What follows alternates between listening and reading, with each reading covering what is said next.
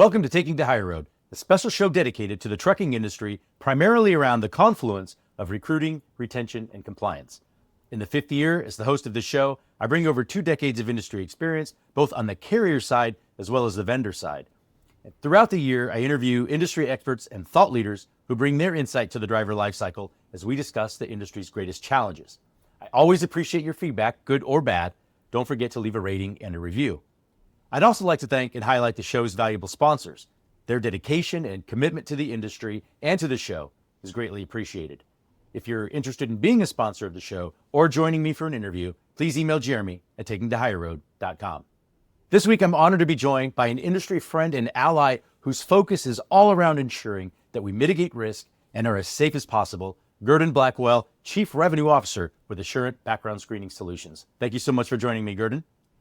Thank you, Jeremy, very much. It's a pleasure to be here. Congratulations on all of your years of success and knowing you for a long period of time as well. So, as a reliable vendor in the trucking space, I think it's always helpful when the audience can also get to know you a little bit, on a personal level. And, after all, people do business with people they know and trust. So that said, I'd love to hear about your journey into trucking that led you to Asurint, and perhaps you can share a bit about just the important work that Asurint does for so many of our audience, and especially why that's so critical against the backdrop of increasing nuclear verdicts and settlements. And then I'd also like to get into how Asurint just allows for a more automated experience with your customers. And I'm sure that's likely an important differentiator in the space. And then I'd also like to know just if what we may be seeing and hearing, just what's to come with the market as we've just been mired in this sort of challenging environment. So do you think we can get to all of that today?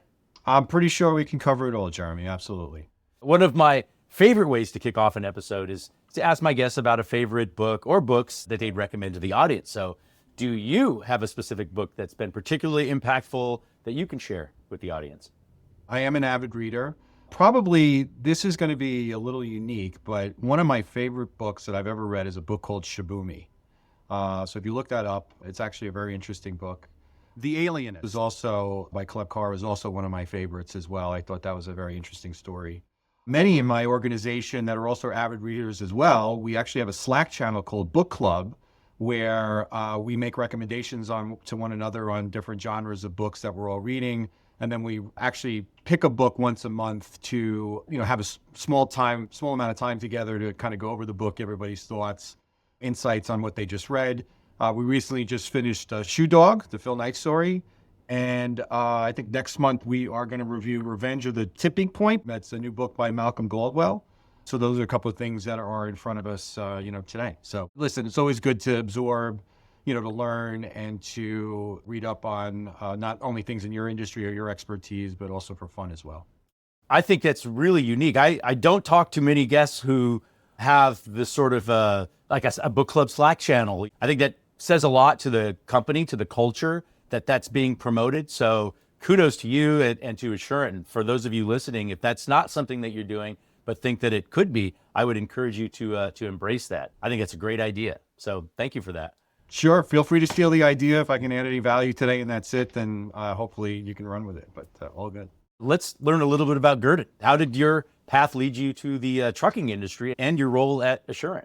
Sure, absolutely. So for all fairness, I've never been in the trucking industry myself. I've been inside of the background screening industry, servicing the trucking industry for close to 20 years. I joined Asurint in a pathway through my career almost about a year ago now, in early March of 2024. And one of the things that Asurint has in terms of its client base is a very large subset of that being in the transportation industry. Part of that is from very deep interactions and partnerships, with other third-party type applications and technologies, that also support the trucking industry and overall transportation, in and of itself. So what we do as a background screening provider is incredibly important, for the transportation industry in terms of, to your point, as you mentioned earlier, Jeremy, about mitigating risk, right? And it's a really important word to use because in the background screening industry, or like anything else, it's really impossible to eliminate risk. There's nobody out there that can tell you they can find anything on anybody that exists in order to tell you that, they may not be a person you want to hire. But what we do and how we do it and the processes around how we do it, we believe we do better than anybody else and helps us really get to that mitigation of risk to the highest degree in order to protect your brand and protect your business and protect your customer base. You and I first met, it was like the early days of COVID. I think it was in the context of a virtual HR event that we were both involved in. That was before you moved to Asurint, and where, as you probably know, I've enjoyed a great relationship for many years. In fact, Asurint was the first background screening integration partner of DriverReach, the company I founded. So we've got a rich history together. Can you share just with the audience a little bit more about Asurint specifically and how best helping your hiring customers? It's really been amazing. So I worked with a large competitor of Asurint for many, many years. But coming here, the business has been around for close to 20 years, entrepreneurial, founded, and run in that pretty much full period of time, and all organic growth, right? So it's a real testament to the grit of the founders of this organization to really go out there, and find business, but more importantly, to want to help people, right? That's the bottom line in what we do in terms of making sure that we can provide the service that allows you to hire the best people. And everybody will tell you that, the people are what make the business. So, hiring good people, you're really going to have an effect on your entire workforce. As such, we have really developed what we believe to be, extremely unique technology in a way that we, search for, criminal records and acquire data from other third parties that, many transportation companies utilize in order to evaluate, be it a driver or anybody inside of their organization that they are bringing in to support, the logistics and the ongoing work of the business. We, not only support transportation, but we also support other verticals such as staffing. So there's a crossover, right? There's a lot of staffing organizations that do third-party staffing for transportation companies that supplement their primary hiring. And we also support verticals like retail, which is also interesting because, there can be in retail a mix of both transportation from a distribution center standpoint, whether that's logistically bringing stuff, to a store or a location, from a distribution center that is either a third party or owned by the actual retailer. You see a lot of that in like the Buc-ee's of the world and Circle K's, right? Like not only are they the retail location from like that standpoint, but they also have their own transportation side of the business as well. It ties into it, but I would say that our familiarity and longstanding history has always been in supporting, transportation as a vertical. Well, I know as a former employer, we hired hundreds of drivers a year. I was a customer of Asurint back then. It's my pre-DriverReach days, my driver staffing days. And I was originally sold on the differentiator that was the criminal background screen that was an Asurint product. And, on the surface, for those in the audience, it may be perceived that, background screening companies are a commodity. But I know, firsthand that's certainly not the case. Can you share what it is about Asurint that helps differentiate you from other providers, whether it's not just the criminal? I'm sure there's so much more than that, but if you could elaborate.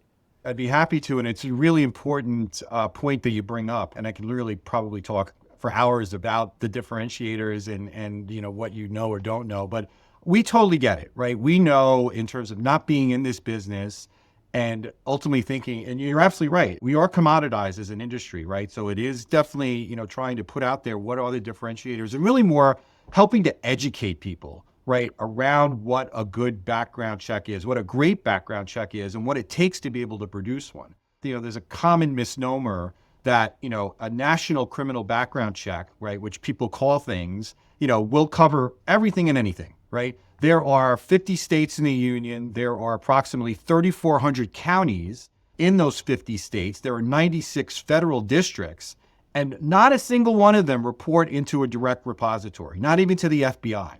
So it's impossible to take somebody's name and their date of birth and their social security number and their address and plug it into something and expect to come out with any and anywhere that person has ever been arrested or convicted of a crime.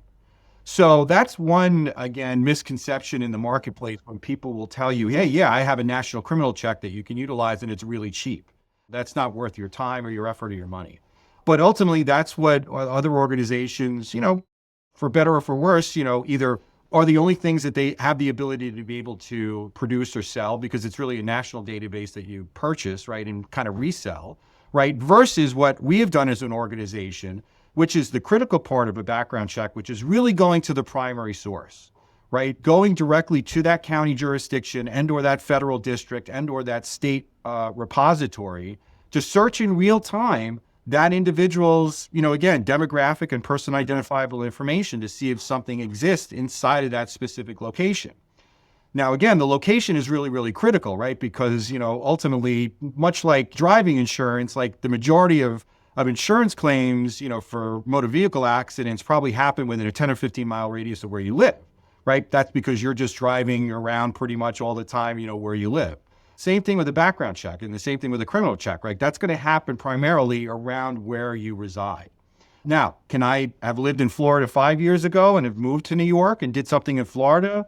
Absolutely, right? But that's no longer my residency, right? So you also need something that allows you to be able to look back in a person's history, to be able to say, hey, not only do I live here today, but if I lived anywhere else at a period of time, general best practice is about 7 or 10 years. And then being able to say, yeah, I live in New York today, but I lived in Florida, and I lived in Oklahoma, and I lived in Texas, right? So now as a background screener, I should be able to go to all 4 of those places and search real time for information if it exists inside of those counties or those states. And that's very, very difficult to do if you are not an organization that over time has built technology and integrations, with these repositories and these court resources to be able to pull that information directly in a very time-sensitive and quality manner. That's really what is on the minds of, especially in the transportation industry and the competitiveness, of the industry where, you pick up the phone at 11 a.m. and you're the 4th recruiter at a trucking company that's called that driver today, right? I mean, there are just, offers coming all day long. So being able to mitigate that risk and do it the right way, but do it fast and with high quality, that's what you really need to look for in a vendor. And that's really what we believe we're delivering to our customers on a day in and day out basis.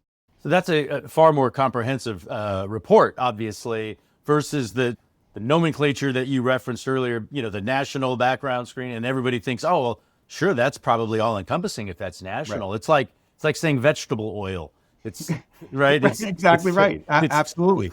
And listen, it's beyond just the criminal aspect of it too, right? So that's just one component of it. First of all, you got to, if you're a CDL driver and under DOT compliance and FMCSA, you have to follow the regulations. You have to do, crash reporting. You have to do drug testing. You have to do CDLAS, PSP reports. So it's all encompassing, and it's all the services that we can do and that we really wrap up in one process, right? There's really not a lot that ultimately that you need to do from a screening standpoint that we can do in one shot, for you in the process of like placing an order for a comprehensive background check, let's just say on a driver that has a lot of those different components that are necessary.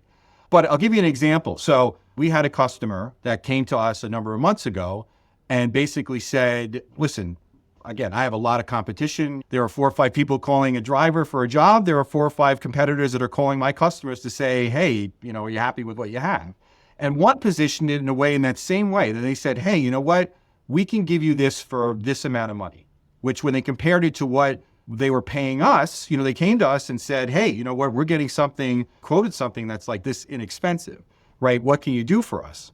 The price, first of all, was so ridiculous that it was like, there's no way that who's ever saying this is not comparing apples to apples, right?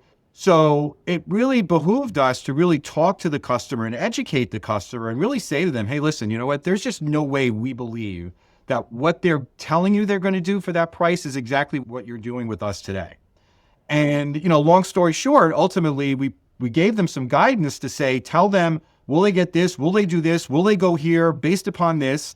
And when they did their vetting, right, they really found out that ultimately they were not getting what they were going to get from us for that price point. And so they had a decision to make ultimately in saying, yes, there's something that's less expensive, i.e. cheaper, but is it going to mitigate the kind of risk that I know that I'm getting from Asurint per se, and making sure that I'm hiring the best person that I can? And I think for most organizations, even though saving $4 or $5 here or there on hiring $1,000 is not insignificant, the cost, of hiring a bad driver, right, that gets into an accident or that steals something from a customer, et cetera, and the cost to your brand 100 times worse. So our customers saw it. They appreciated, us educating them and giving them the guidance. And they actually wound up signing a long-term deal with us because of that. So that's what really we try to do, is just to deliver the value, teach people and help people understand what it is that we do and why we're different. And you're going to make the decision, right? If you're not worried about brand and your customer base, like, and you want something cheap because that's all you can afford, or that's all you believe you can afford, like, that's a mind that can't change. But I think most people in this industry are really protective of their brand and will spend the money that they need to that's competitive in order to get, a very comprehensive background check. Well, all the more relevant in this. We're a highly regulated industry, but on top of that, the risk associated with just safety and compliance. I mean, it's a part of life. I get it. But in this ever increasing nuclear verdict environment that we're in, and on top of the fact that the economy certainly hasn't been cooperating, I would imagine that it's all the more relevant to make sure carriers are partnering with a comprehensive and reputable provider. Partner, really, is I think the operative word there. You mentioned earlier the entrepreneurial spirit and the background that the company stems from. I know part of that is also investing in technology. Could you share a little bit about some of the automation functionality that exists within the platform? Sure. Absolutely. First and foremost, the way you interact with us ultimately is through a cloud-based platform, right? So we own it, we control it. It gives us a much better ability to be able to, scale and innovate, on the platform because it's something that we've developed. Not everybody can do that, right? You put your eggs in certain baskets that, you believe you're going to go to market with, but, there are certainly competitors that are out there that utilize third parties as their front end to make things a little bit easier from an operational standpoint, but that gives them less flexibility, when there are specific client demands that come across in terms of doing things in a, general practice way. So that's one thing. The security around it also gives us, a greater ability to be able to protect the PII, associated with our customers. I mean, knock on wood, in Asurint's history, there's never been a data breach or anything like that, which, ultimately does happen and you can't blame anybody, but like, that's not something that has happened to us and ultimately is something that we're really proud of in terms of protecting our customer data. I'd also say that, again, when I mentioned to you before about where to go to search and the integrations, with courthouses, that's not something the courthouse comes to us and says, here you go. Like, that's something we have to go to the courthouse and say, hey, can I build this with you, right? So it's our investments in terms of being able to go out and again, build these integrations with their systems, that are the investments that we're making because we know at the end of the day, the byproduct of that is higher quality and again, speed to, getting the data if it exists in there that I can report back to you. The third part of it is kind of the APIs, right? So the integrations with third-party applicant tracking systems. There are many out there that service the transportation industry specifically. That's been one of the biggest advantages in terms of our investment is building these integrations with these third-party applications so that we can send data back and forth. And ultimately, in some cases, you don't even see my platform, right? You place the order inside of the applicant tracking system. We ingest it. We communicate with the applicant and get what we need, complete the background check, and ultimately just send it back, and it's visible inside of the applicant tracking system. So really the only time you're coming to us is if you really want to view the report in detail. So that helps also with the speed, being able to look at results of your applicant pool coming back from us directly into your ATS, and then being able to say, okay, move this person to hire and getting them onboarded. And then, certainly just continued investment into the organization to innovate from a product standpoint, better reporting mechanisms, things of that nature. But those are probably the three biggest areas of investment that we believe, again, we've done the right thing in terms for the output of our customer to really give them, what they need to hire people fast and with a high degree of quality. And then also be able to maximize other investments in like these third-party applicant tracking systems that they can utilize to share data with us. Is a constant evolution, right, of technology and partnership and growth. And at the end of the day, it's always what is the best experience that can be provided to the end user. The end user could be the driver as well as your paying customer, but also without sacrificing risk, right? Without sacrificing and exposing them unnecessarily. Now, for those in the audience, carriers who are saying, what can we do to better scrutinize or vet those who are being considered for roles within our organization? Any, low-hanging fruit, any thoughts that come to mind of like, here's a good tip. It's not even necessarily an Asurint related question as much as just what's maybe a good suggestion that you might have? How can we better scrutinize or vet those people we're thinking about, especially in the backdrop that we're in today? I think from where I sit, right, it's just ensuring, outside of things that you have to do in order to be in compliance with, federal regulations, right? I mean, those are just, non-starters. Table stakes, right? Table stakes, exactly right. Again, even the background check in and of itself, I mean, some of the horror stories, in talking to people actually sometimes come into market because from a standpoint of like the criminal background check that we've been speaking about, separate from the things that are, like again, table stakes and federal requirements and things like drug testing, you'd be surprised that there are still people out there that wouldn't even perform a true background check on somebody, right? So outside of the motor vehicle report, outside of the crash report, right, there are a lot of activities in terms of what a driver can do personally that you want to mitigate against and understand. And not to say that everything that somebody does that turned into some kind of conviction is also grounds for not hiring them, right? Because there are certain things that you should take into consideration, like in the severity of the crime, the length of the crime in terms of when it was committed versus, the time frame in terms of, where this person is now and how much time has passed, right? Take into consideration, especially with the fact that it's a tight labor market, right? But I would say from the standpoint of what I do, educate yourself as much as possible, right? Not all background checks are the same, and it's not a one size fits all, type of thing. So you really have to, work with your counterparts inside of your organization, with your safety department, with your HR department, with your labor department, really understand like how much risk is it that we can expose ourselves to, and understand, the levers that you can pull in order to be able to, identify what you need to do in order to eliminate, again, like I said, as much of that as possible. Listen to people who want to help deliver value, right? So I think for me, that's the biggest thing is I just want to make sure that people really understand the differences in terms of what we do versus somebody else. And if somebody's willing to, have that conversation with you, you should really give them a listen, because there are not too many people out there that I think today do that, right? They really just want the transaction. They just really want the dollar, in their pocket, right? Type of thing, and just move on. And again, employees are investments, and you have to scrutinize them. And the background check is a really big part of it in terms of the overall investment that you'll make. I mean, generally speaking, again, from a transportation standpoint, it's probably similar to the general market, but it probably costs anywhere from $2,000 to $4,000 to identifying somebody to onboarding them, right? And, the background check, when you look at everything in aggregate, is probably one of the most least expensive things out of all of that cost in onboarding somebody, right? So like, make a little bit more of the investment in it, because it's really going to pay dividends in terms of making a decision, understanding, whether or not you want this person in a truck or behind, a desk working for you. I think that's an important point. This is an investment. You're making an investment in this particular candidate. Be consistent with how you approach it, but this is an investment. Everybody wants to make a wise investment. So I think that's a really good point. And now, as we wrap up, I know that you've got your finger on the pulse of what's going on out there. Number of customers that you're working with all the time. There's a lot of transactions that take place. And I know you're talking to customers, you're visiting prospects and attending events and those sorts of things.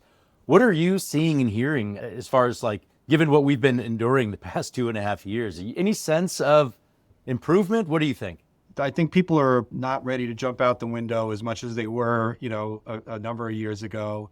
To your point, Jeremy, like, from a standpoint of me measuring my business, right, it is all transactional. Even though I don't treat it that way, the support of it, we didn't discuss this earlier, but the other investment is really in my client success and my client support organization, right? Because, I could probably do 95% of this stuff the right way without problems, but there's always a piece of data or something that comes up with somebody that somebody doesn't understand it, or how this applies to the regulation, and there's a question that comes into my organization to say, help me.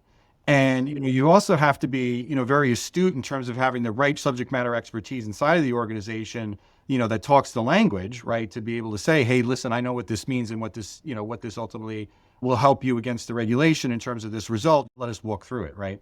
So I think from that standpoint, that's a big part of it as well. But again, going back to the point that it's still a transaction, it's still in order. To this point, like coming off of 2024, moving into 2025, what we do with a lot of our customers is talk to them about like, hey, what are your expectations for the coming year? When it comes to hiring, right? Just because I'd like to know, I want to be prepared, if there's going to be, events, or if you're going to see scale, if there any kind of even M&A in your future, right? To say, hey, listen, I'm going to increase my volume because, we're going to be doing this type of thing. That's all stuff that, we really need to know that's going to help us be able to support you, in that coming year in terms of getting an understanding of like what you're expecting, and not necessarily holding it to you at all, but just saying, hey, this is how you built your plan. I know what to expect. We're going to be ready for you. So again, I think optimistically in having those conversations, the future has been a little bit brighter in terms of people saying, yes, we're expecting an uptick in hiring. we're expecting to bring on more people. We're seeing, the loosening, of pocketbooks in terms of more people wanting to do more stuff. I think there's a sentiment in the economy, generally speaking, that there's more purchasing power, which obviously drives absolutely everything in terms of somebody producing more stuff that has to get on a truck and get driven, across the country to a destination type of thing. So those compounding effects, at least in some of the conversations that we've had with our clients, shows a little bit rosier of a picture for 2025. Well, we can only hope. The year's young. Make it happen. We've been waiting for 2.5 years now. So, Gurdon, thank you so much for joining me. I really appreciate your time, and I hope to see you at some upcoming industry events. We're an organization that ultimately loves to get out there and visit our customers, visit our prospects. We go to a lot of industry events. So hopefully, yes, Jeremy, we'll see you soon. And listen, the pleasure is all mine. Thank you so much for inviting me and giving me an opportunity to speak to your audience. Again, I hope this was valuable for them and they learned something. If somebody can walk away and say that I did, then that's made the time worth it. So thank you all. Once again, special thanks to the sponsors of the show. We really appreciate you. If you're interested in being a sponsor or joining me for an interview, please email Jeremy at takingthehigherroad.com. Until next time, thank you for taking the higher road.